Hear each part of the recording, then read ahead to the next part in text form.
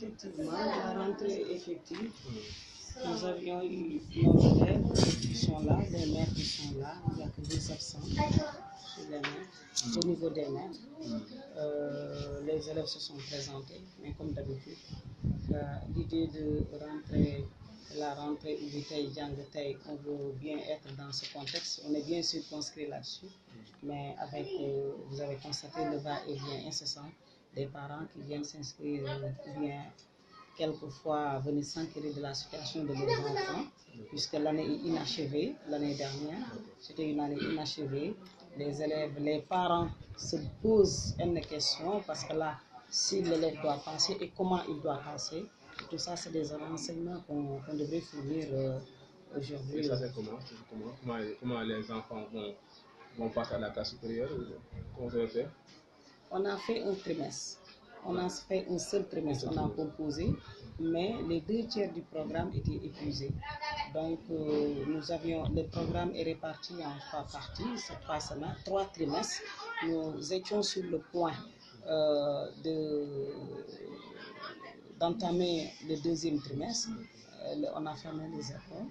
Donc, même les évaluations, les carnets de composition étaient bien conçus parce qu'on a fermé les écoles le samedi, pendant que nous devrions composer le lundi. Donc, on avait commencé dès le vendredi les matières orales, on avait commencé les compositions des matières orales. Donc, compte tenu de ce qu'a fait, de ce qu'on va faire maintenant, c'est même si l'élève passe à partir d'une seule note, qui est le premier trimestre, la note du premier trimestre, il reste que l'élève n'a pas épuisé le programme de l'année dernière. Ce qu'on va faire, c'est de compiler les activités qui sont dans le programme, qui restaient à faire.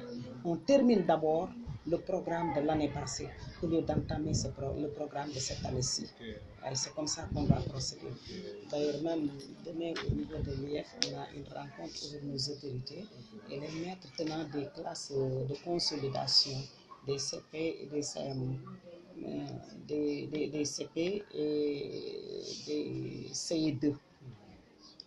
Donc, pour faire un programme et le dérouler ensemble au niveau IF avant d'entamer le programme de cette année-ci. Dans cette école, il y a du CI jusqu'au CM2. C'est un cycle complet du CI au CM2. Voilà.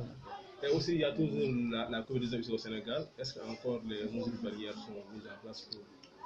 Oui, mesures barrières, nous n'avons pas reçu de masques pour les enseignants ni pour les élèves. On a reçu du matériel venant de la mairie.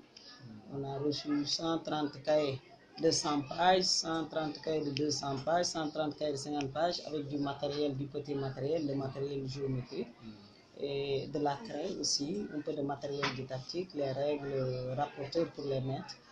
Mais comprenez que nous sommes toujours dans l'ère Covid.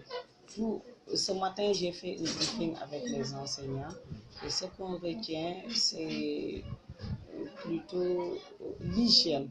On veille sur l'hygiène parce qu'avant, on avait un nombre restreint d'élèves avec le CM2 et ce n'était pas facile du tout. Cette fois-ci, tous nos élèves nous reviennent. Donc, il est important de miser sur l'hygiène, tout en sachant que, vous avez vu, il y a des lave-mains dans la cour, il y a un dispositif de lave-mains et il y en a dans les classes aussi parce qu'on a de petits lave-mains. Donc, c'est tout ce qu'on peut mettre. On a du gel aussi dans les classes, il y a du gel. Donc, on demande aux élèves de se laver fréquemment les mains, les enseignants aussi. Donc, pour les parents d'élèves, comme c'est le jour de la rentrée, on leur demande de se laver les mains aussi. Ok, c'est bien. Le nom, c'est comment? Madame Sarah est la directrice de Kawsara. Merci beaucoup.